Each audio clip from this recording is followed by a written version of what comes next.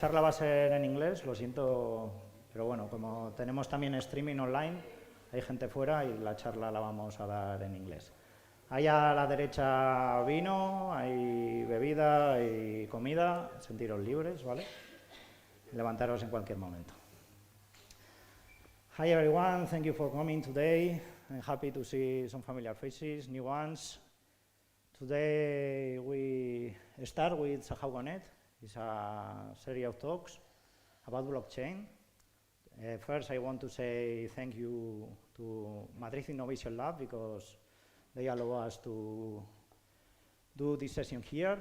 Also, I want to say thank you to Carlos Estecha. He's a winemaker from La Rioja. He has been working many years in big companies producing wine until he decided to create his own path.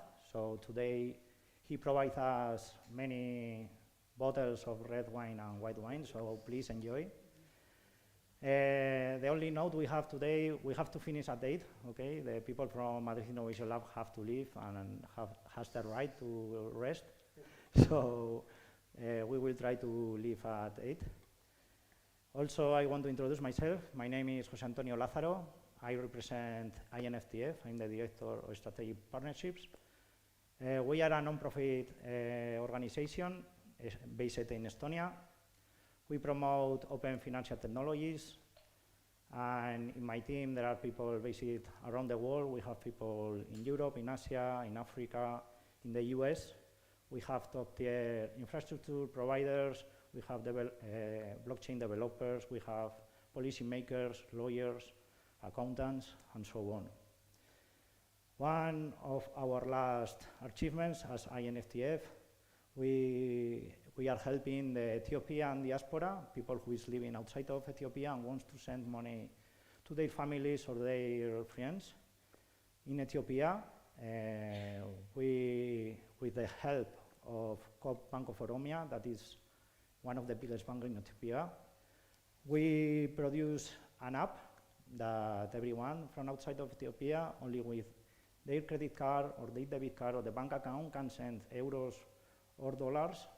And thanks to one of the blockchains we use, that is Sahau, that's why Sahau.net is named like that, allow this project to just exchange, thanks to the programmability action of the blockchain, to exchange these euros or dollars to Ethiopian birr, that is the national currency. And just in a few seconds, this money travels to the bank account of Ethiopian people in just seconds. And no one has to know about blockchain. It's just an app. And in INFTF, we want to continue doing this. So if anyone knows an organization, a financial institution who wants to work in blockchain industry and needs help, we provide help for free and support to everyone who wants to build in Sahau. Also, I want to, before starting the talk, I want to a few words about Sahau.net. Sahau.net is a series of events that we want from INFTF. Invite every builder, every enthusiast, every organization who wants to build, really build, is not talking about, I don't know, investing or anything related to cryptocurrencies. We are more into real builders in the blockchain industry, and we want to have this space where we will invite experts, we will invite builders that want to share their knowledge, and the point of Sahau.net is learning about them, creating a community of people. We don't care about the blockchain you are working on or your company is. We don't have flag, we don't have blockchain for that. We only want a community that wants to build and meet other people who has the same spirit. Nice shut up, I promise. Let's start with the talk. We are going to talk about blockchain and regulation in Europe. You many know. If you don't, we have now a framework that is MiCA, and now it's important if you are building or you have a company And I have the honor of having these two priceless guests. There is Horacio Gómez Rey, the head of legal of N26. For those who are not European, that I know there are, is a German bank. And Pedro Méndez Vigo, that is the EVP of Legal Europe of Crypto.com, that is a big exchange. And thank you for coming. Let's start, and thank you everyone for coming today. How are you guys today? Thank you. We're good. Thanks you for coming. Thanks for having us. No, it's a pleasure. We are delighted, Ocean. First, I want everyone to know more about you. Could you explain for everyone a few words of your expertise, what is your job, and also some personal stuff that you would like to share with others? Would you like to start? Yeah, sure. So as Jose mentioned, I'm the head of legal for Spain for N26. It's a neobank. It was created in 2014. We do also crypto with the help of our partner Bitpanda. I've been in crypto since 2015. At the beginning of 2017, mid-2017, I had the pleasure to meet Jose Antonio, which was the real expert at that time in blockchain and the one that made me go through the Alice hole and go all in for it. So since then, I've been working, tinkering myself from a personal perspective and professional perspective, all into the crypto world, not only crypto asset, but also the technology, and trying to learn and lectures as much as I can. So it's been a real pleasure to be here and share with you the kind of talks. We will try to be as didactic as possible, taking into account we are going to talk a little bit about regulation, not too much, but the idea is to interact with you also to set the tone, to see what is the level. I can see many faces with advanced level, a C2 on blockchain, but probably some of you will also have the basics, so we want to make the session available for every one of you. So thank you. Hi everyone. I'm Pedro. I'm a Spanish qualified lawyer. I've worked in the crypto space since 2015, around 2015, 2016. I work right now at crypto.com. You may know it. It's one of the big global exchanges in the European Union. We are regulated as a crypto asset service provider. That means that we are already authorized under MiCA to provide crypto services in the whole European Union.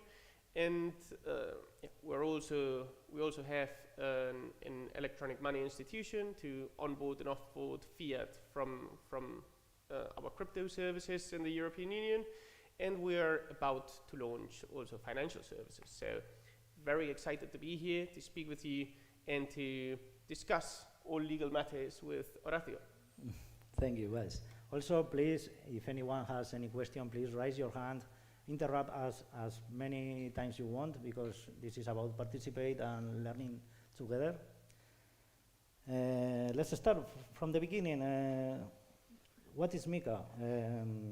When did it start to take shape? I think maybe before answering that question, we would like you to raise your hand.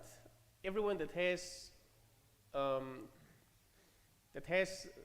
known custodial wallet.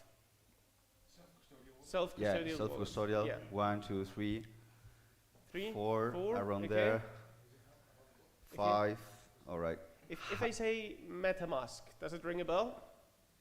Yeah. MetaMask. Okay. 2, 3, 4, 6. Okay. Who has a common chain account? Coinbase, Crypto.com, Binance. Binance. Server. Okay. All Great. right.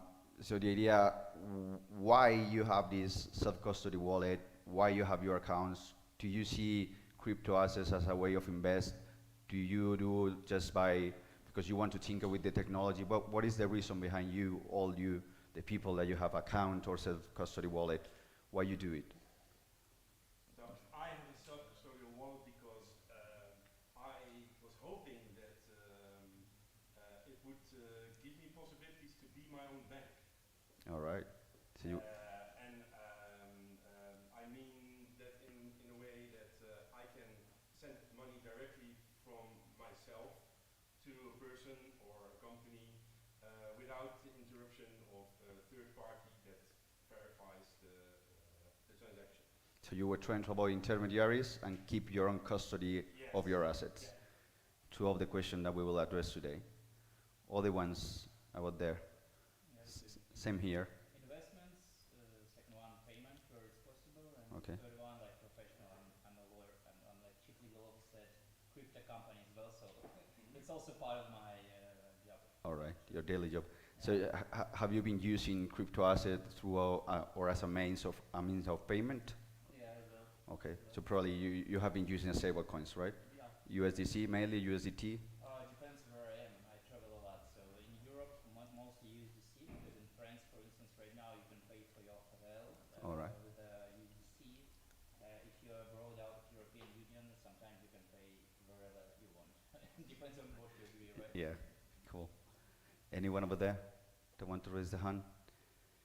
No. Very the same. It's a technology pioneer, so you have to be there.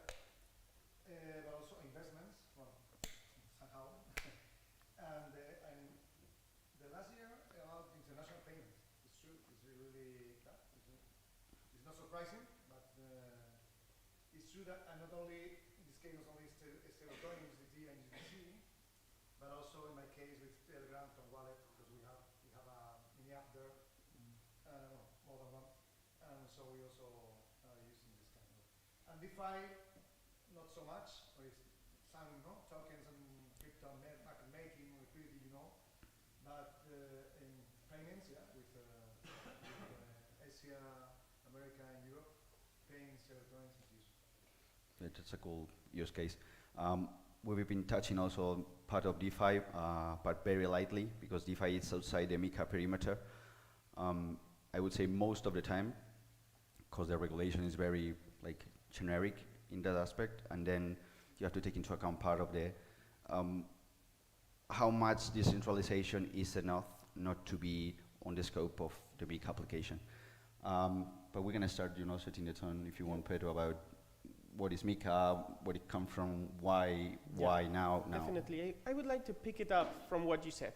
And you mentioned that you want to be your own bank. And when it comes to European regulation, strangely enough, European regulation respects that.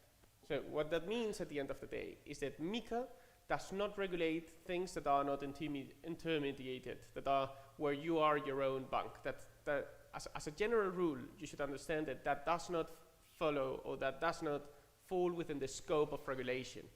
When it comes, however, to intermediated crypto asset services, like opening an account with a centralized exchange, like with Binance or Crypto.com, for example, or with a neobank like N26, in those kind of cases, those services will be regulated. So as a general assumption, I would say that MiCA regulates in business models that are intermediated, where there's a centralized point to actually regulate, because traditional financial regulations always focused on intermediaries, and MiCA is not very much of an innovation on that.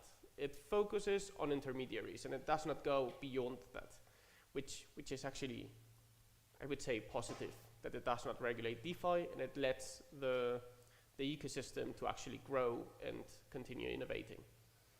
Yeah, picking up from there also, I mean, as Pedro mentioned, you have to take into account that MiCA is kind of a mix from other regulation that were already in place. How many lawyers do we have here? 1, 2, 3. You probably are familiar with marketing financial instrument, MiFID. You probably are familiar with the payment services regulation, electronic money services regulation. So MiCA is a kind of a mix of all of them, specifically tailored to crypto assets. You have to take into account also that MiCA is a result of many past events, such as the collapse of FTX. How many of you are familiar with FTX? The change, the next Steve Jobs. Yeah. Explain a bit for for the rest of us who are not familiar. I mean, FTX was an exchange that raised very quickly since probably 2018 up to 2022. I mean, the CEO was Sam Bankman-Fried. Bankman-Fried. Yeah. Sam Bankman-Fried. SBF. Yeah. SBF. I mean, the guy was compared to Steve Jobs, the next Steve Jobs, you know, the king of finance. Everyone was putting money in FTX. But one day the bubble burst, and it was proved basically that the guy was using customer funds to other investments, deriving. It was a mysteriously hack, you know, in the middle of this scandal. So at the end of the day, you know, the result of the lack of controls, the lack of segregation from customer assets, the lack of proper governance, the lack of currency controls also inside the company, that kind of things were the result of that collapse. And one of the points that Mika does precisely is this. Mika is just a framework to prevent, I mean, two main things. Imagine you are playing poker on a poker table, so you have to behave, there are rules, all right? So from one side you have the conduct rules, you have to behave, you have to play by the rules. From the other side you have the prudential rules. What happens when you lose money? So basically these are the prudential rules that make sure that you have enough money to cover your liabilities. So Mika is going to address that, and he's going to address that in different forms. But it can be compared with other type of institutions right now, such as MiFID institution, electronic money institution. We will get into the more detail into the prudential requirements, another type of requirement, prevent conflicts of interest, that kind of things. But just for you to give you a general picture of what Mika tried to address, what are the reasons. Also, Libra DM, have you ever heard about Libra DM, the failed stablecoin that Facebook tried to launch? Mika is also the result of that. So Mika not only address crypto asset service provider, but issuers as well. Issuers of electronic money token, issuers of faster reference token that we are going to touch in a moment, because they are very complex structure and very complex to address also from a regulatory point of view, prudential requirements, etc. And you have to be in a specific type of institution in order to be able to issue that kind of crypto assets. We can continue. Yeah, let's explain a bit what crypto assets are under Mika, because there are some that they are, some they are not, or depends. Don't go super in deep, but let's explain a bit. So Horacio mentioned that Mika regulates a couple of intermediaries, and I think the important takeaways are that those intermediaries are mainly issuers, offerers, and crypto asset service providers. So whenever you want to issue a crypto asset, you will need to look, does it fall within Mika or does it not fall within Mika? Which crypto assets fall within Mika? There are three categories mainly. EMTs, which stands for e-money tokens, which is what we generally in the market know as a stable coin. USDC is an EMT, it's a stable coin, right? It's pegged to the dollar, and therefore it's always worth $1. And those are regulated in Mika, and they can only be, and therefore the issuer of those stable coins, as long as it wants to offer to the public or admit it to trading in the European Union, it will need to comply with a set number of rules to be able to do that. However, as you may notice, stable coins, although they are very useful and they're used in a wide array of ways within the ecosystems, they're not the only kind of crypto assets, right? So what about other kind of crypto assets? Are they within Mika or are they not? And Mika has two additional classifications. One is asset reference tokens, or ARTs, which are tokens that are pegged or that reference another value that is not a currency issued by a central bank, like for example gold or silver. So if you have an asset that is pegged to the value of gold, like Tether Gold, for example, that falls within the definition of an ART, an asset reference token. This can bring also to a lot of doubts, because it's not, there are two other tokens which I would like to know if you have heard about it, that are liquid staking tokens and RUP tokens. The arguments, those are a little bit in the limit, and it's not sure if those fall within the definition of an ART, because at the end of the day, they're pegged to an underlying asset, to the value of an underlying asset, but on the other hand, their aim is not to purport to follow the value of that asset, but actually to allow for interoperability in the case of wrapped tokens, or to allow for further liquidity within the market in the case of liquid staking tokens. So in those cases, there are some doubts where it falls within that second bucket of ARTs, or even within a third bucket, which is called other crypto assets.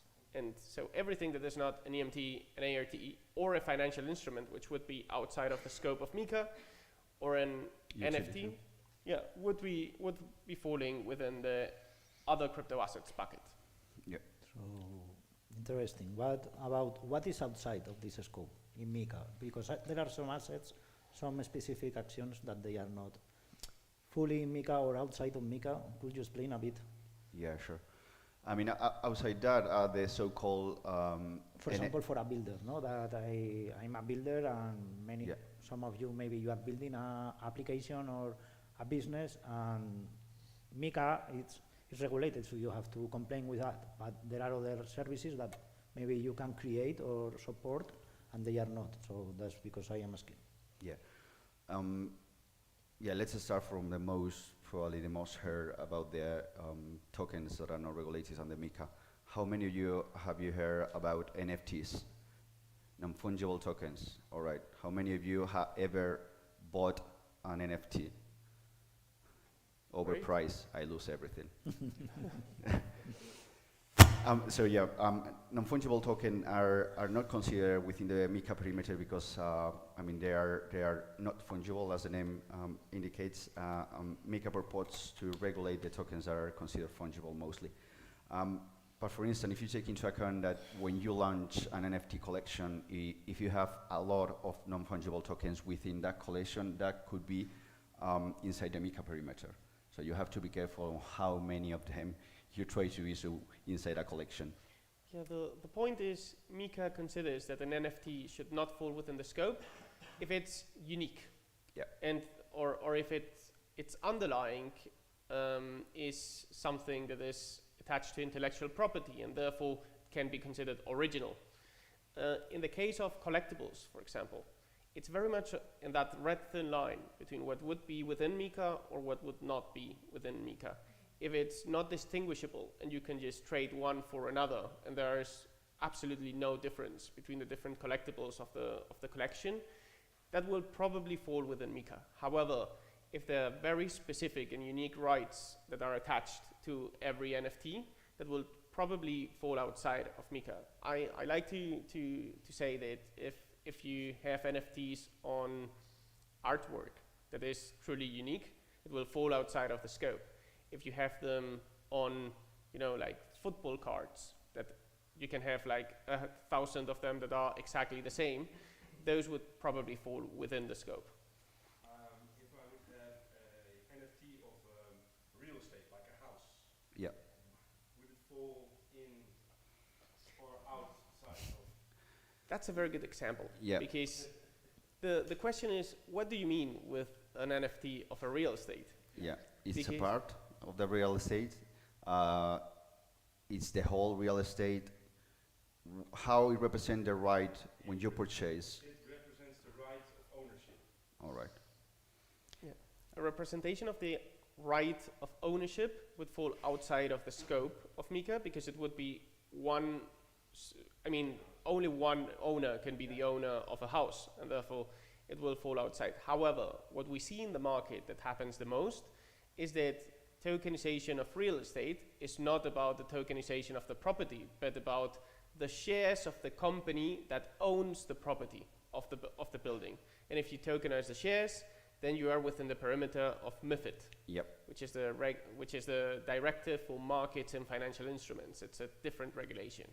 Many times as well, there are not tokenization is the rents, about the dividends, and not the ownership of the shares of the company that owns is acting as a collateral. Here in Spain, there are a few examples. Yeah, but corporate rights like dividends of a company are rights attached to financial instruments, which are Yep. shares. So everything that is attached or has to do with financial instruments that fall within MiFID, disregarding if it's tokenized or not.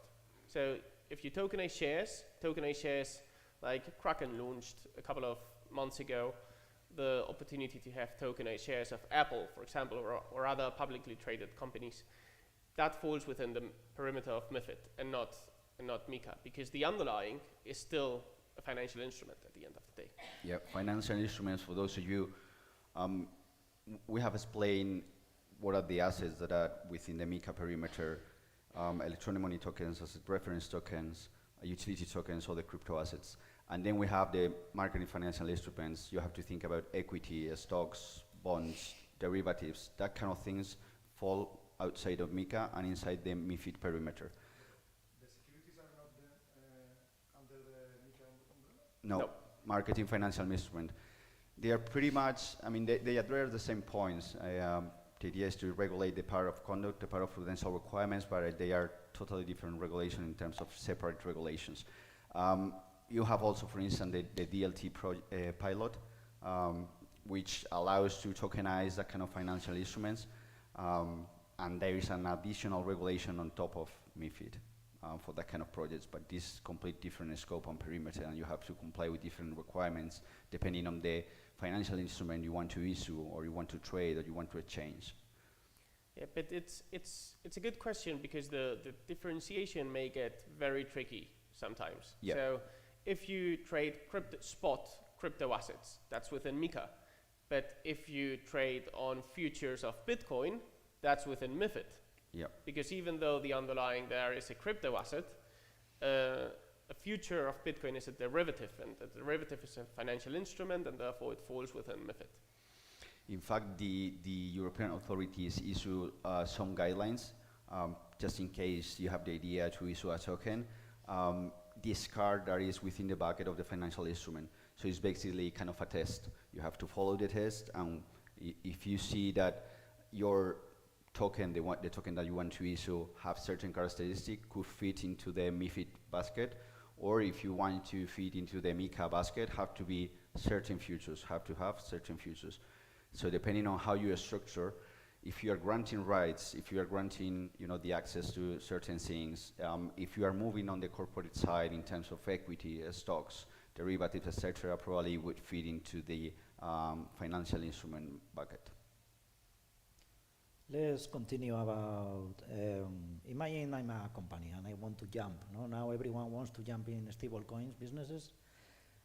Under MiCA, what I need to operate in this kind of services, and also in other type of business, if I want to create a business related with cryptocurrency, with blockchain, under MiCA, what license I need to ask to who? Yeah, I mean, I can address the one related to stable coins, and you can go ahead with the crypto as a service provider if you want. So it's very important to take into account that MiCA address, as Pedro mentioned, from one side the crypto as a services providers, and from the other side the issuers. The issuers are completely different animals. For you to take into account, if you want to issue an electronic money token or an asset reference token, there is just two possibilities. Either you have 20 billion euros and you are a bank, a credit institution, or you are an electronic money institution and you need just from the beginning 350k euros, and then prudential requirements and liquidity enough to cover your potential losses. So you have two potential licenses to start with the business, which is electronic money institution and credit institution. Credit institution is on the top of the pyramid. So I would advise that if you are thinking about launching a stablecoin in the European Union, you opt for the electronic money institution. So if you imagine the pyramid of financial institutions, on top of them we have the credit institutions, which are the most regulated, the one that have most liquidity and prudential requirements, the one that have more, integrity, market, financial regulations applicable, etc. So it's a huge elephant. So after that, immediately after that, we will have the electronic money institutions, which are kind of affordable if you want to tinker or if you want to launch your own fintech, kind of. So starting from that, you have to create that structure. We have certain requirements. You have to build a program of operations. You have to build a business case. You need financial statements, you need forecast projections related to the accounting, you need a proper operational program, you need proper cybersecurity, you need a lot of requirements to take into account before starting. I am Dutch. How much does that cost? 1.5 million, just for you. Huh? Yeah, It's very expensive. Yeah, it's very expensive. there's a trick though, Yep. and it's there's an exception to the rules applicable to EMTs, and it's that if you will issue an offer to the public in the European Union stablecoin with that will not amount to a circulating value of more than 1 million per year, then you can issue without any kind of requirements. I mean, without any kind of authorization requirements. That does not mean that you can issue without the rest of the requirements. So you will still be obliged, for example, to redeem 1-1 at par value and immediately. So if you issue a stable coin on the euro, but you issue less than 1 million, for example, then if someone has bought it from you and he's requesting to have the euro that he gave you back, you still need to mandatorily redeem it immediately. That still applies to you. So you can skip the authorization requirements, you can skip some of the requirements regarding the money you need to have in the bank. However, you cannot skip all the requirements that can help you to bootstrap and to start, being honest, stablecoin businesses are only profitable for the big wins. Yeah, and it's very difficult that you start a stablecoin business and you want to escalate and you still fit in that bucket. It's pretty impossible. You could start like that, but sooner or later you will have to go through the proper authorization, But being an electronic money institution. And but at least it helps you to keep going. And an alternative is if you want to issue more than 1 million, but you don't want to be within the authorization or e-money institution bucket, you can. The other alternative is to issue only to institutional investors. Yeah, such as imagine a private fund where you have to allocate. Imagine you and 10 friends. You want to collect money because you are a tremendous asset management manager in your case. You could do that, but as Pedro mentioned, just private issue stable coins just for private use. But of course, you will have to comply with the redemption, issuance, some custody obligations, that kind of things. Yeah. And then from a technical point of view, maybe I have to ask Jose, how difficult is it to issue a token on a blockchain? It's question of minutes. Question of minutes. And before blockchain period, how difficult was it in that? Is it made easier with blockchain? Tremendously easier. Yeah. And I think it's not only easier, but it's also much more auditable.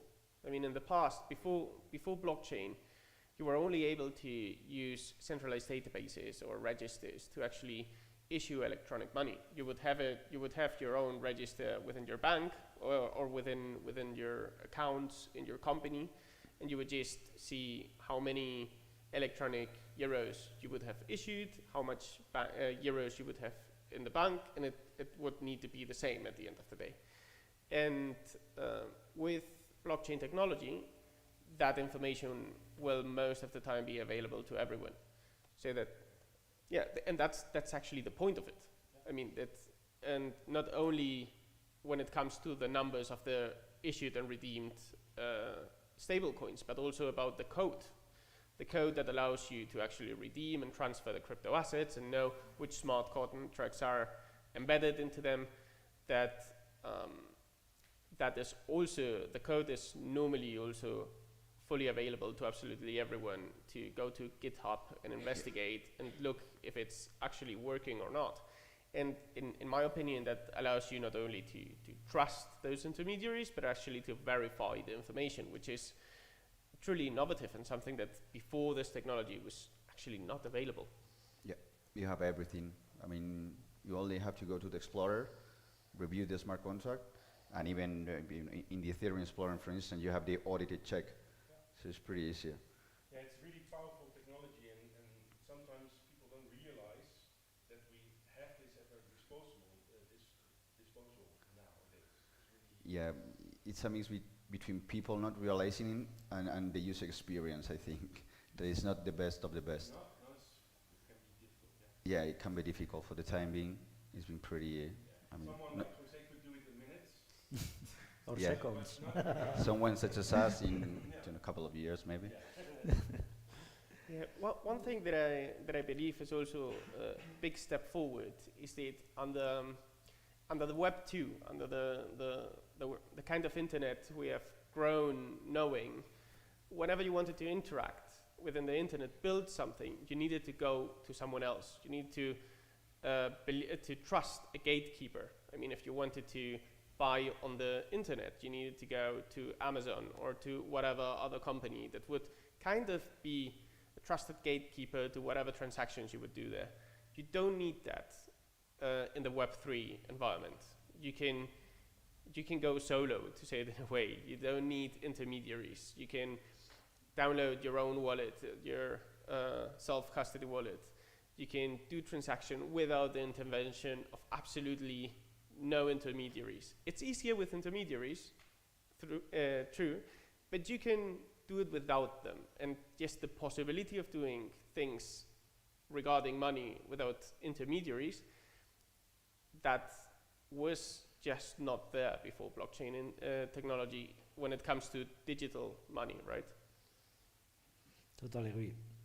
One small break. Please, go ahead. That's exactly the problem of like mass adoption, because like as you correctly say that I can build like the wallet myself, connect to the blockchain and do everything without any intermediary. But the problem, there are only few people who can do this. But actually, in order to mass adapt, you need something with a proper user experience. And once you have proper user experience, users don't care whether it's blockchain or centralized platform, because they just want to like buy Bitcoin or like trade Bitcoin or like something like that. So in the end of the day, in order to be like really attractive to public, it's all about user experience and not like The infrastructure. yeah, exactly, not the infrastructure. Totally agree. Many people is about blockchain always, and no one is talking that decentralized means expensive many times because you have to provide a expensive infrastructure.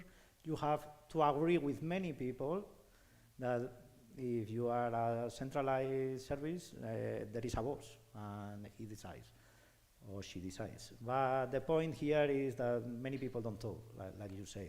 They don't care about what is behind, and it's one of the topics that I think they are going to arise sooner or later, and even in the community of Sahao, it's something that we already buy it, and that's why we don't care if it's blockchain or not. It's working, the service is okay, it's fine. I don't care. It has not to be a hard user, no, of blockchain. And it's even if we compare how it's easy to buy Bitcoin, for instance, if I know nothing about crypto and need to buy Bitcoin without, like, let's say crypto.com, it would take me, I don't know. You can go to N26. Several, yeah, sorry. Several, it would take me You don't need to be sorry, it's a good example. yeah, several days to just like understand how to put my euro and exchange it to Bitcoin, I don't know, through some decentralized platform, let's say like Uniswap, etc. But like with crypto.com, I just like connect and, or I just connect and like exchange like something from my card to Bitcoin, right? 100% agree, totally. Let me say that the main entry barrier, of course, is the magic user experience, the lack of user experience, but it's also for mass adoption. It's also the interoperability. I think that in you can see Chainlink and other no success cases that allow you to connect the Web3 space ecosystem, the free key ecosystem, the nerd ecosystem with the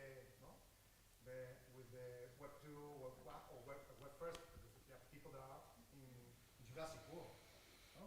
Still in Jurassic World. I think that interoperability, the oracles and this kind of solutions are helping a lot to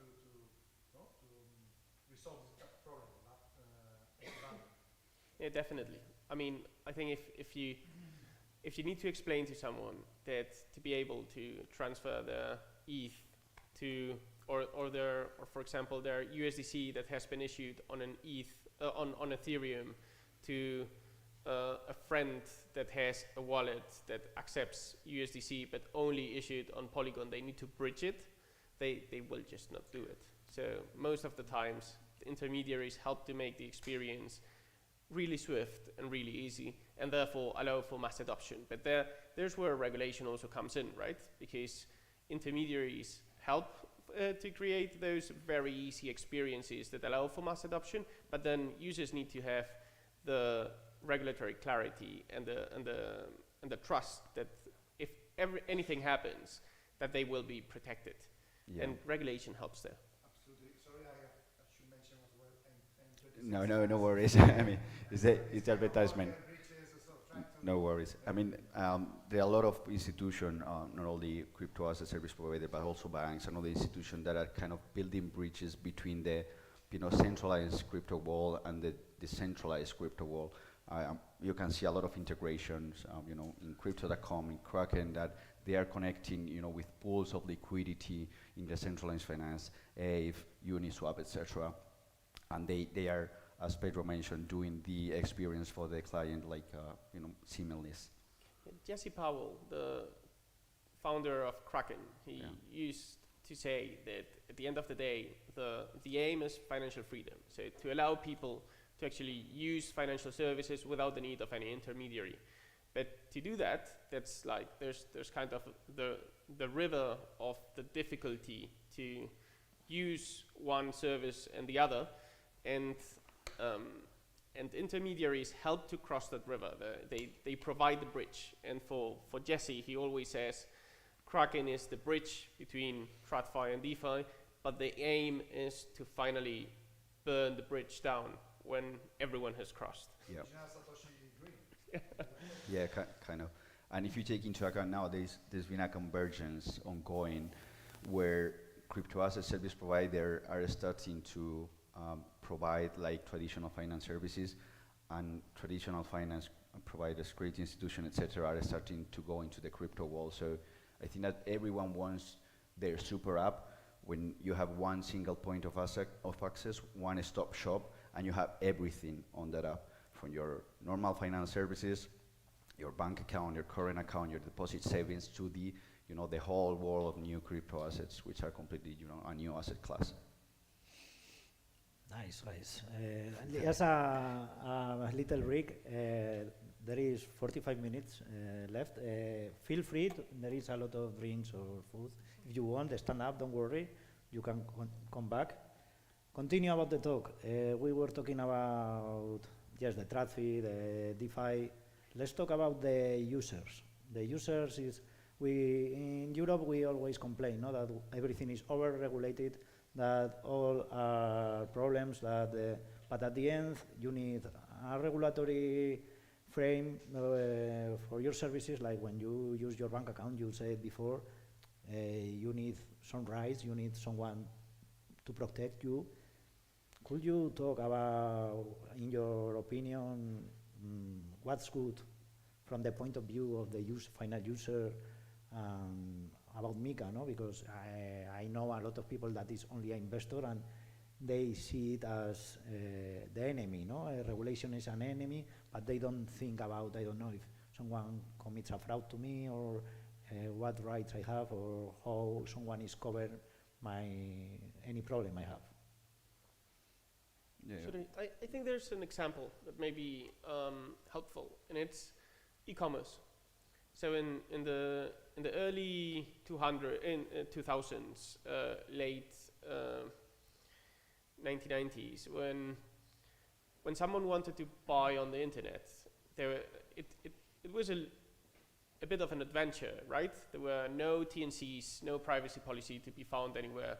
You had no idea what would happen with the data of your credit card or debit card. You had no idea who was sending you the asset that you were purchasing on the internet. So it was there was not the kind of secure framework that, as a normal user, someone that is not familiar with the internet would like to have to actually purchase, I don't know, a pair of sneakers or something like that. So it was difficult to get mass adoption in the e-commerce space. because there was no certainty on what would happen if something happens, if I don't get what I'm actually purchasing, or if a cyber attack happens or something like that. And I think it's not a casual thing that the moment that e-commerce started to boom was exactly at the same time where regulations regarding e-commerce were enacted.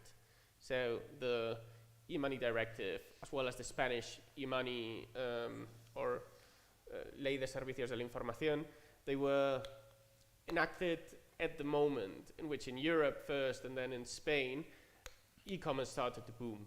And my understanding, or what I tend to believe, is that it goes together. The reason why that happened was because users also had at least the transparency and the conditions to actually buy safely on the internet from that moment onwards, because they would find the TNCs, the name of the company that would be selling them stuff.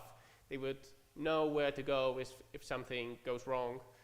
And I think something similar is happening right now in the crypto space. So whenever a crypto asset service provider will provide now services in the European Union, most users will know that it needs to be regulated under MiCA, it needs to be an authorized entity, that authorization needs to come from a European regulator, that if it comes from a European regulator, it will be an entity that more or less will have the appropriate controls and processes in place to take care of their assets, and that any kind of marketing they do or any kind of measures they take, they will need to take them taking the regulation into account.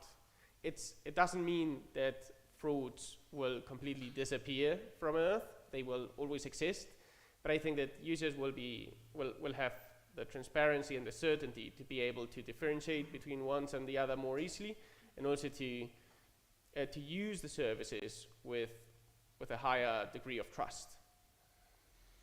Yeah, I mean, on top of that, at the end of the day, there's always this debate that European Union always over-regulate. There is too much bureaucracy, etc. But the reality is, this was about level the playing field.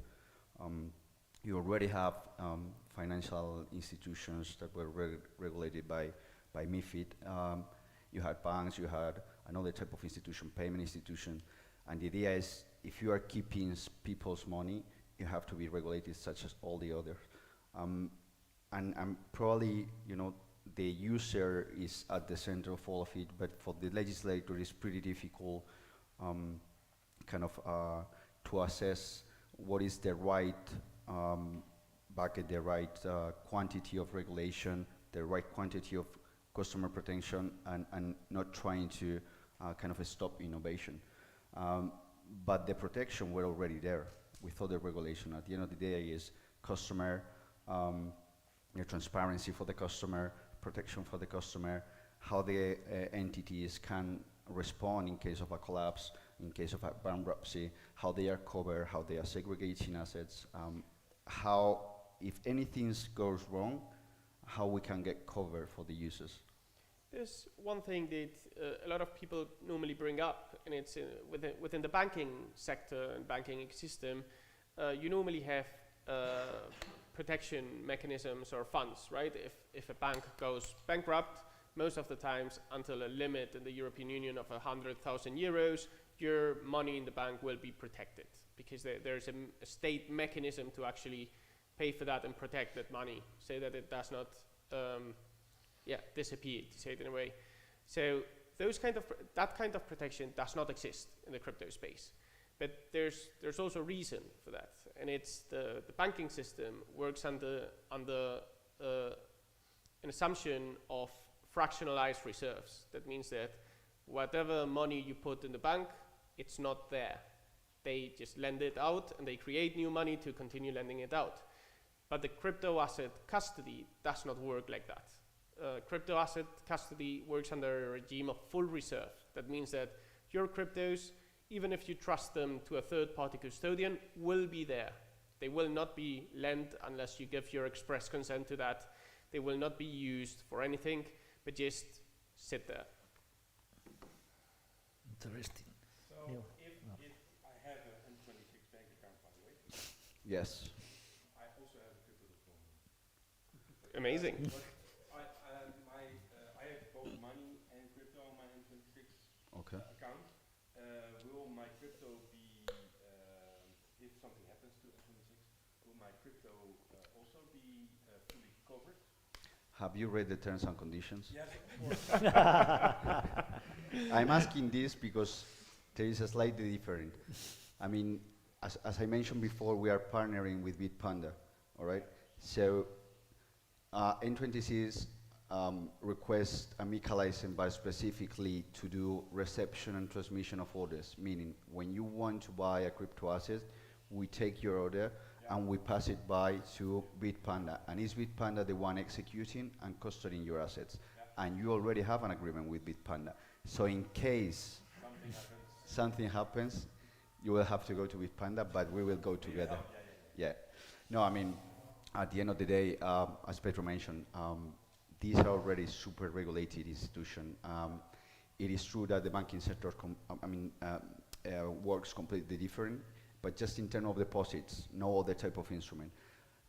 But the reality is that financial institutions, that the ones regulated from MiFID, works the same way. All right. So the idea is you have your deposit protected up to 100,000. This is just a scheme by nation. Every bank have also to support that, because every bank have to put a quantity every month just to that kind of deposit warranties scheme. But the reality is crypto at the end of the day is custody. So you have to make sure, and through the regulation, how you comply with the custody, with your custody policy, how you are following, the custody piece within MiCA, that your assets are well protected, are well custodied. And if you are already a MiCA regulated institution, you can make sure that some regulator within the European Union review that custody policy and make sure that they are fully compliant. So at the end of the day, it's trying to avoid that your assets are not well protected, and that comes from not only the custody policy, but the technology you have after you.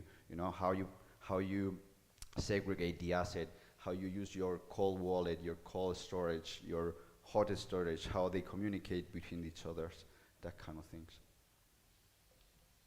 But yeah, keep your N26 account. This may be a good introduction actually to crypto asset services. Yeah. Which is, we talked, MiCA regulates 3 buckets, right? Issuers, offers, and crypto asset service providers. Issuers can be divided in issuers of stable coins, which are issuers of EMTs that need to be banks or electronic money institutions, issuers of ARTs that need to be authorized, expressly authorized. There is the minimis exception that we talked about, but then there are issuers of other crypto assets. Those need to publish and draft, notify, and publish a white paper, and that's pretty much it. And then you have crypto asset service providers. So when we talk about crypto.com or Bitpanda, those are crypto asset service providers, and they provide a number of crypto assets that are regulated under MiCA. So doesn't mean that everything they provide needs to be regulated under MiCA. Doesn't need to be necessarily that way. What I mean is that the services that are regulated under MiCA are a list that is closed. So if the service they are offering you is not under those services, then it's a not regulated service. Let me put you an example. Staking. Staking is not regulated under MiCA. That does not mean that crypto asset service providers cannot provide the service, but that for the provision of staking services, there is no regulation in place. Same for NFTs, for example. NFTs can be provided, but the provision of NFT services does not fall within the scope of MiCA. The services that fall within the scope are mainly custody, exchange of fiat to crypto, crypto to crypto, RTO, which means reception and transmission of orders, which Horacio will explain, execution of orders, which Horacio will also explain, transfer of crypto assets, portfolio, portfolio management, advice, placement, and operation of a trading platform. Which is the mother of all services. Yeah.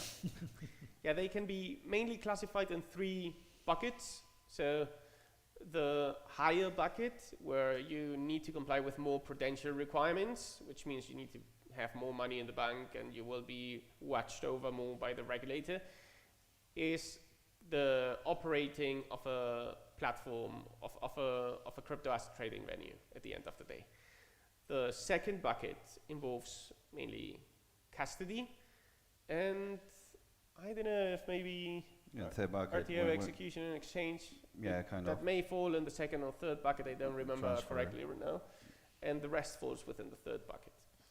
So it means at the end of the day that if you want to be what we all call within the industry an exchange, which means an entity that puts order together in a limited order book and matches trades, that's highly regulated right now in the European Union. And not every crypto asset service provider that you know and that you may have and that you may use is regulated as one in the European Union. That's also important to take into account.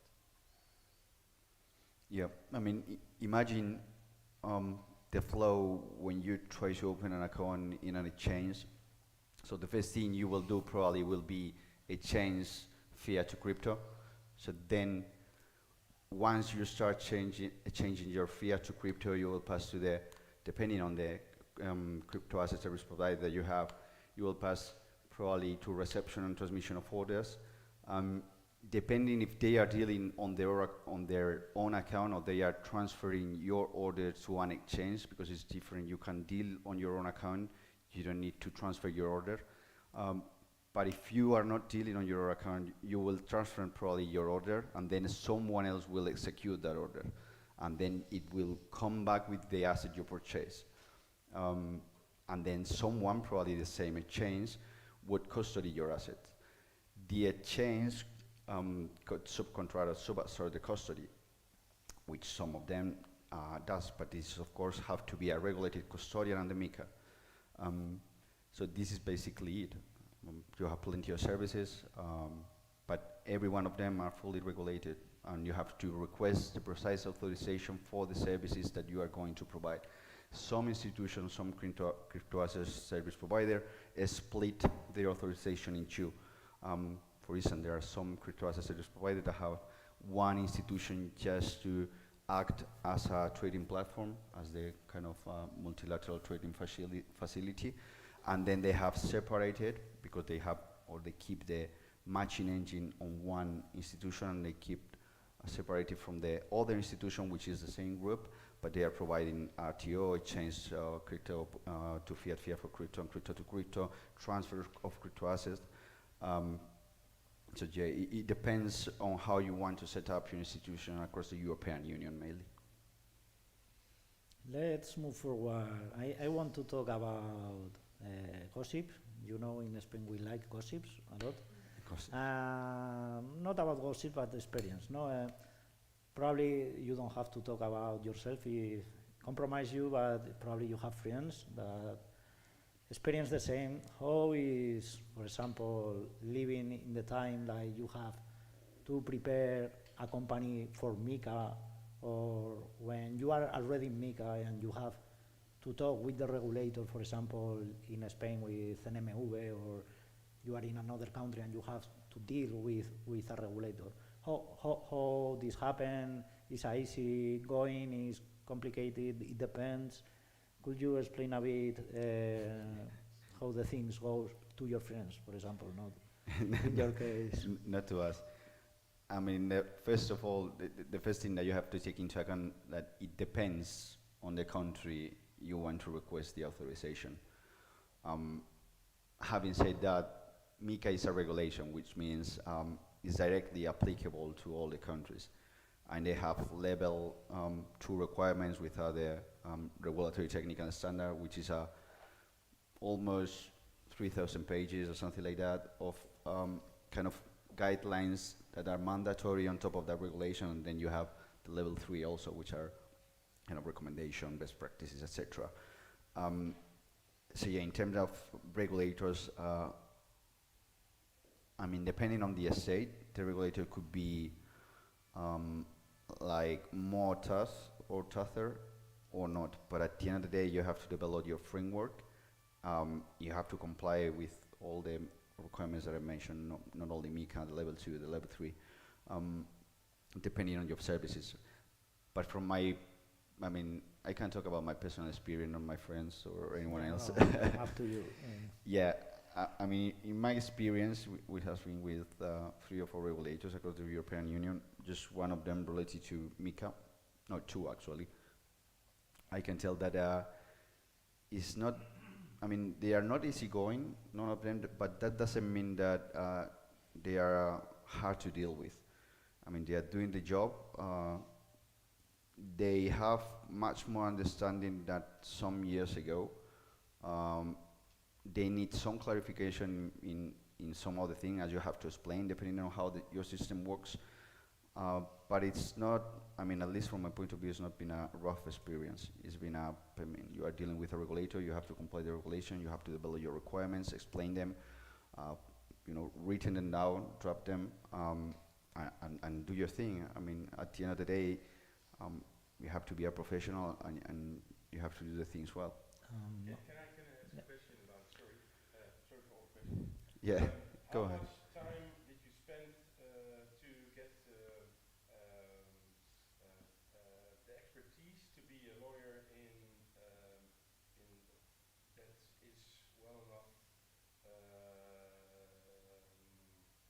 that knows enough about crypto or the laws surrounding it?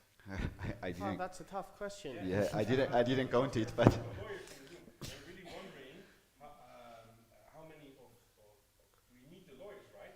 We need more. Yeah, plenty. I mean, I think you never get enough experience to consider yourself Yeah. like a complete expert that knows absolutely everything.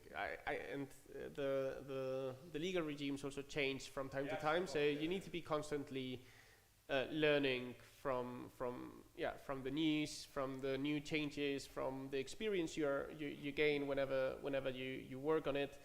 So I would say never.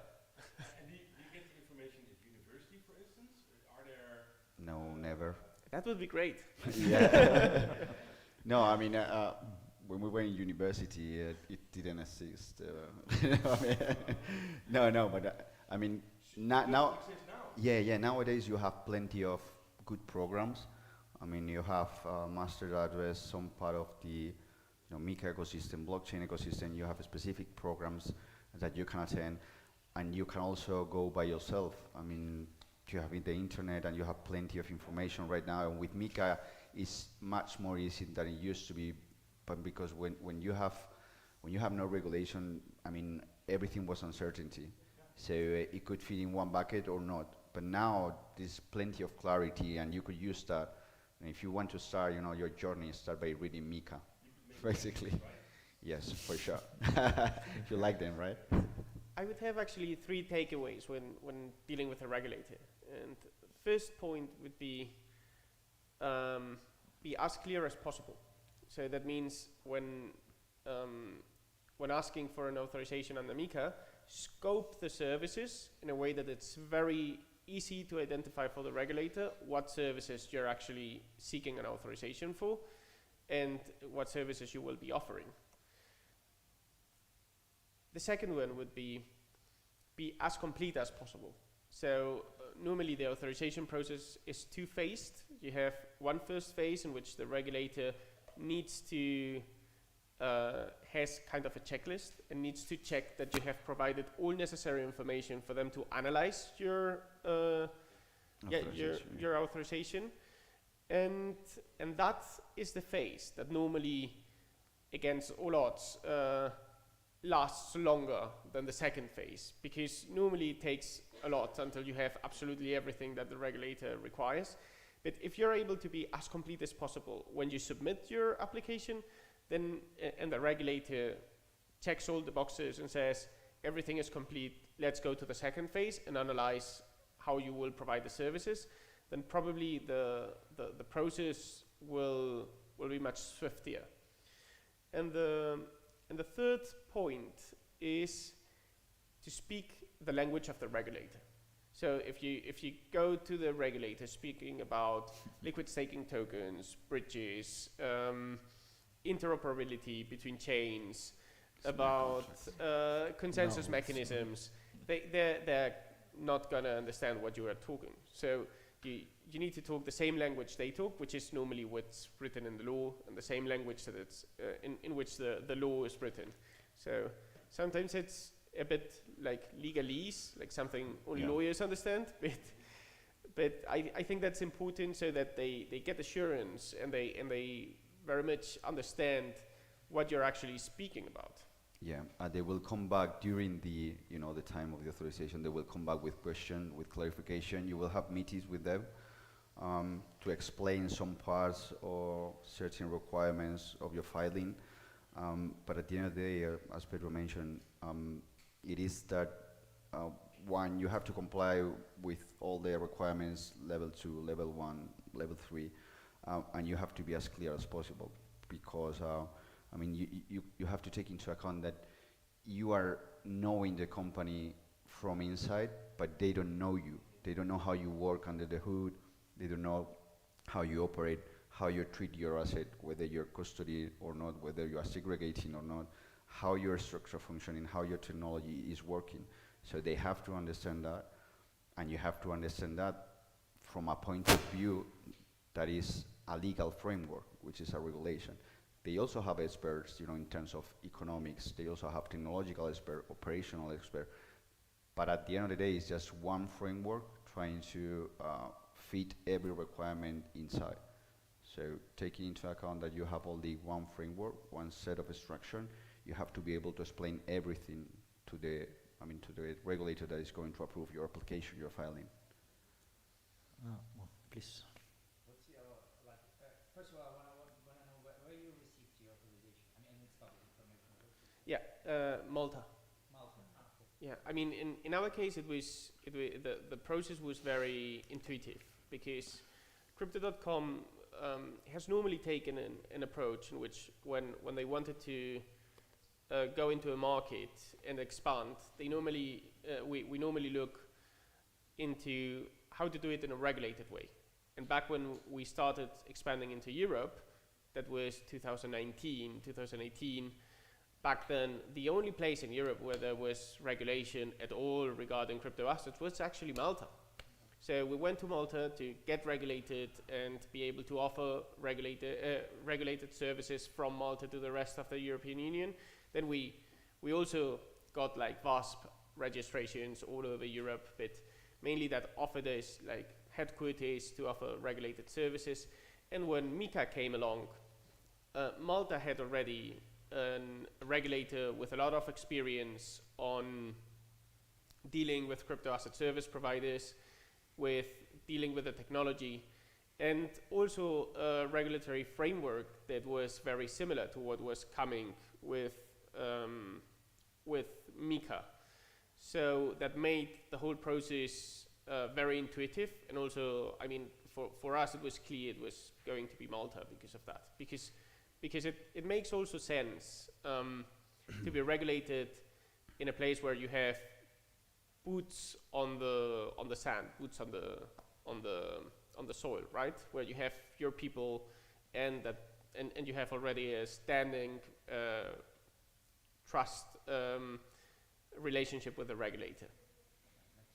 Yeah, in our case was Germany. I mean, the advantage and probably why Germany is the regulator that authorized the most number of crypto as a service providers is because they already have the regulation there. Not exactly. They were basically addressing crypto assets as if they were a financial instrument. So they were applying their local Ley del Mercado de Valores, which is a financial instrument regulation, the local one, to crypto assets. Specifically, they have to, additional custody obligations, etc. But they were treating crypto as a service providers as they were, MiFID institutions. So when MiCA came, they already have that framework. Everyone on site, localish, were prepared. So it was a matter of, just tweaking a couple of things and move forward. In fact, if you see all the institution authorized under the German regulator and the BaFin, all of them are local.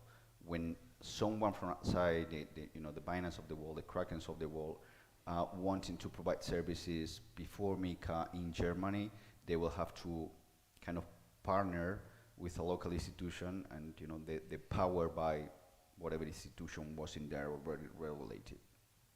What's your top choice right now? I mean, like if you would need to choose a country for MiCA license, because like no, it's a bit different because you are both from like pretty established institutions with huge budgets, right? So you can afford yourself to go to Germany and receive a license. If you would be something like more from a startup party, let's put it this way, what would you choose? Because previously it was Estonia in a lot of cases. They were like quite crypto friendly. Right now they changed regulation and they have chosen like pretty strong way of complying with MiCA. So what would be your like top choice in Let me as well. right now? Let me ask you one question. Yeah. How do you think that certain country or regulator could affect your budget? In terms of you are a startup, you have, your budget is kind of limited. How do you think one regulator or another could affect your budget? There are different costs of establishing business in different countries. I mean, like Germany definitely is more expensive than, let's say, I don't know, Czech Republic. All right, so it's not, I mean, what you are looking for is like, what would be, not in terms of regulator, but in terms of business cost? It's kind of like What I was like more looking about your like industry perspective. Yeah, it's about general business cost, I would say, and at the same time where regulator is open to crypto business, because not all, as you correctly mentioned, not all regulators can speak your language in terms of like an understanding crypto, and that's why sometimes you need to find a ratio between regulator who is ready to accept like new crypto players, speak the same language, and allow them to operate in the country, in the European Union in general, and at the same time not overburden them with regulation and be, too strict. I think it depends. I mean, it's Just your opinion, I understand it's not like legal advice or anything. It's just No, Yeah, no, we are I- not giving advice. It's not like it's 0 or 1. It's like it depends on yeah, some needs. But I don't think it's possible to pinpoint one particular member state within the union, but I think that it depends on the particular project, because you need to take into account where are the founders based, for example. If the founders are Spanish, it may make sense, or at least explain to them that if they don't want to apply for an authorization in Spain, but on another country, they may need to move there. So that may also affect the decision. Or, for example, where even if the company can choose where to go, where may they find the developers they need? I mean, like the actual people to develop the project. Are they all going to be, I don't know, French or German or a mix of them? Where do they want to have their development hub? I think all those decisions affect. Also, what's the budget? That depends not as much about the perspective of the regulator, but rather how expensive is the country? Like how expensive are lawyers, how expensive is workforce or offices? I think that there are a wide array of different issues that affect that decision, and it's not the same conclusion for every company. yeah, but you can go to Cyprus or Malta. I actually work for a company where we in the Netherlands, and we went to the Dutch Central Bank to offer crypto services, and it was a very long process, and there was a lot of talking involved, including a compliance officer. So there is a financial aspect there, and it's the first time for them to talk about something like that. Yeah. So it's also more difficult for the regulator, right? And if they get more experience. Used to it. They are getting used to it. Yes. I mean, the more MiCA application evolve, the more they are getting to how it works. I'm all the actually ecosystem. very interested in what you just said, because you mentioned you had those conversations with the central bank, right? Yeah. So it was for a VASP registration. Yeah. If you now go for a MiCA license in the Netherlands, you will deal with a different regulator, with AMF instead of the central bank. Have you seen, for example, a shape or a different, how to say it, a different approach from one regulator to another? Is the new regulator, does it have a different approach to crypto than the other regulator? We I can't, but I can't comment on it because we didn't go to the next step. We should try again. Linking to this point, for example, if I'm a company or I'm a startup, how much time need to get a license if I have to deal with a regulator, the pushbacks, more or less, because for a startup or a company, it's money you spend and salaries you have to pay and running the company, and until you don't have the license, you cannot start your business. What approach of time you think a company or a startup needs at least to start getting this license? Again, it depends. Yeah, but yeah, it of course. It depends. A It's clear not what idea it for used to those be. that they are very brave, and let's just put the things. Yeah, no, it depends on the services you want to offer. Yeah. So if you want to establish it or operate a trading platform within the European Union, which is the highest bar when it comes to regulation or to crypto regulation, it will take longer because the requirements are more. The boxes to be checked are much more than if you want to offer just an RTO service, for example, without custody. That would be a very simple service that would be relatively swift if you have the proper We are processes talking in about place. 6 months, 1 year, 2 years. Any gap you can Again, jump in. depends on the regulator and the service, but if you want to go with the bare minimum, The minimum, yeah. the minimum, RTO, fully loaded, no custody, no nothing.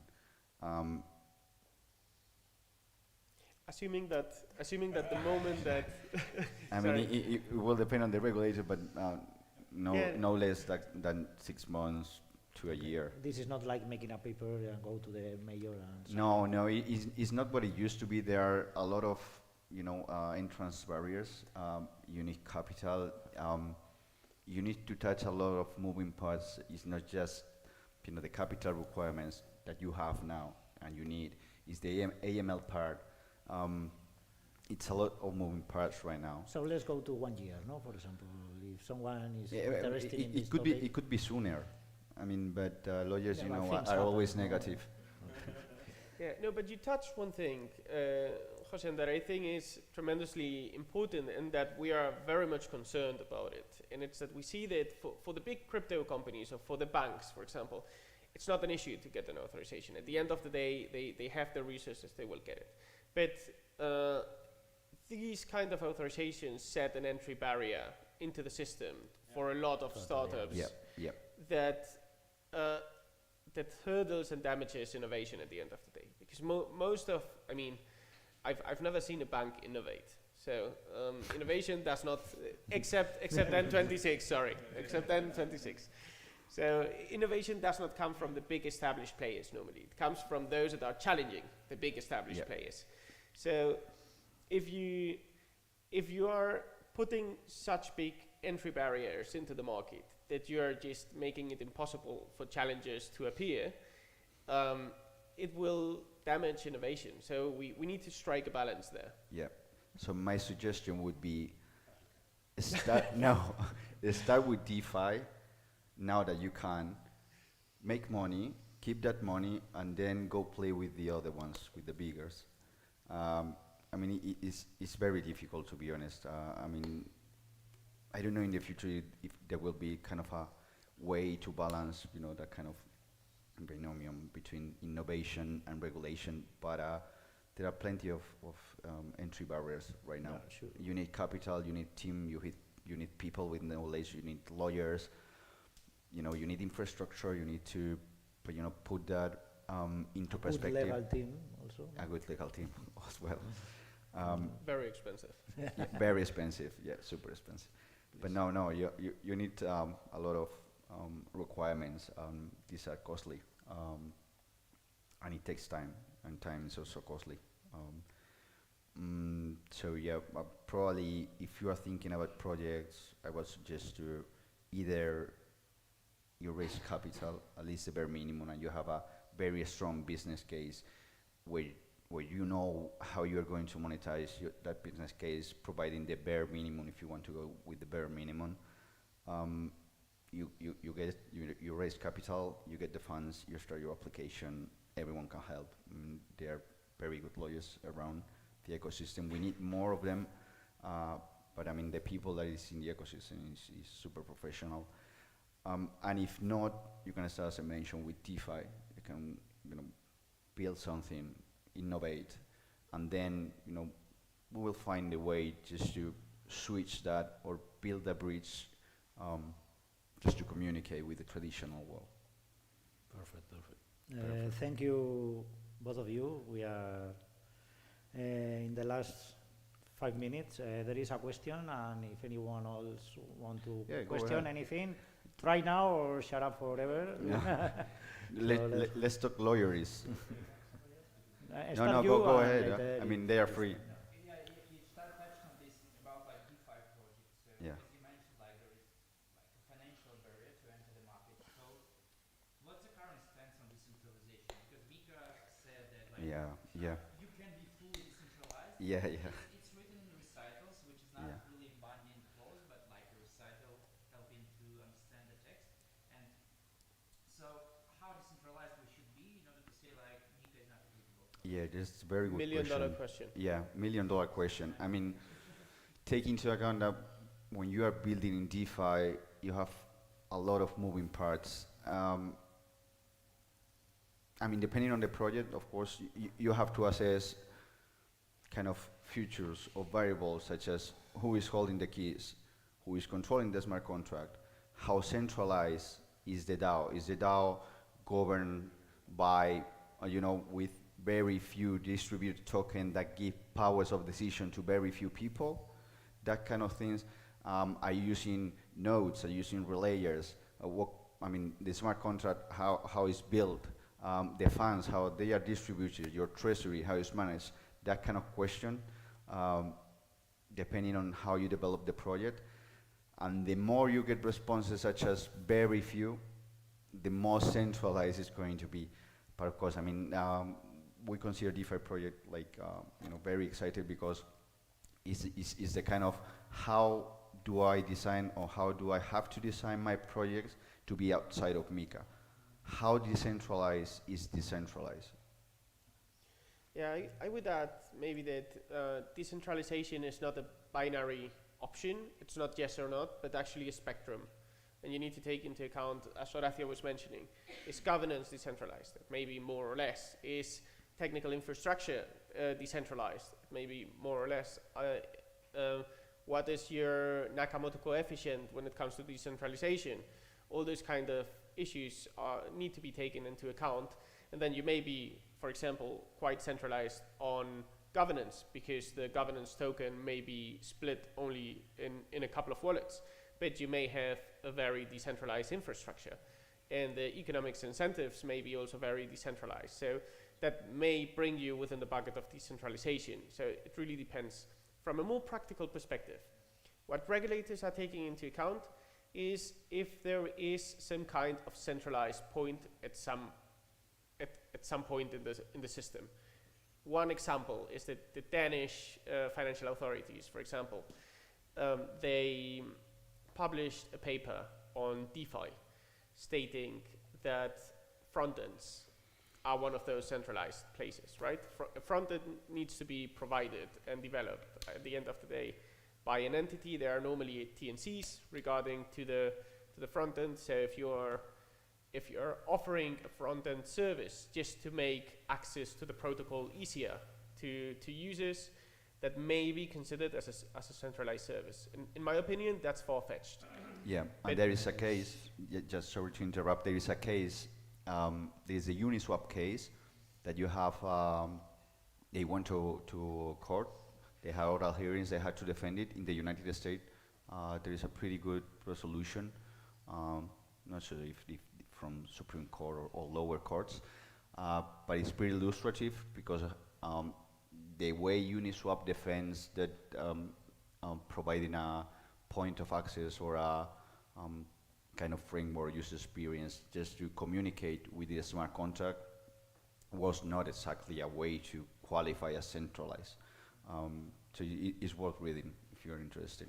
Sorry to interrupt. No, no problem. There is a last question there before.